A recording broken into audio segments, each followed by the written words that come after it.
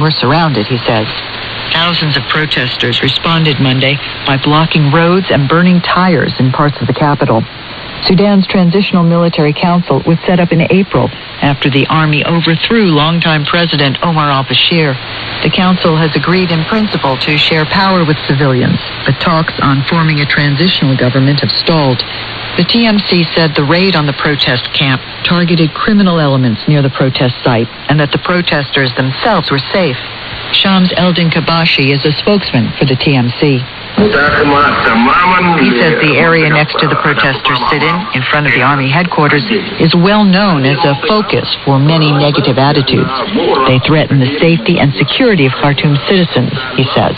Despite the violence, the TMC said ongoing talks between the military and protest leaders on a transitional government were expected to continue later Monday or Tuesday. But Sudan's opposition and protest groups denied talks were possible after the violence. In a statement, they said they were halting all contact and negotiations with the military. The raid on the protest camp was not unexpected. A military statement last Thursday had called the sit-in a threat to national security. The United States Embassy in Khartoum on Monday condemned the violence.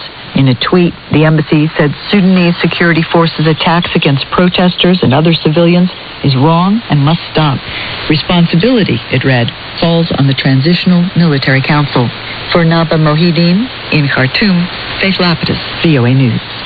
A new report by Safer World and the Organization for Non-Violence and Development, known as ONA, says illegal land grabs remain a big problem in South Sudan. The Juba State Land Commissioner says his office will take legal action against land grabbers. Winnie Sirino reports from Juba.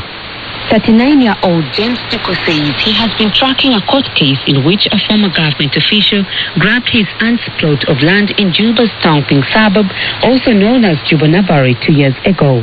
Duko says his aunt was living on another plot of land and wanted to sell the Tongping plot. He says when he secured a client for his aunt to buy the land and escorted the potential buyer to the plot, he discovered that strangers were living on the land. Duko says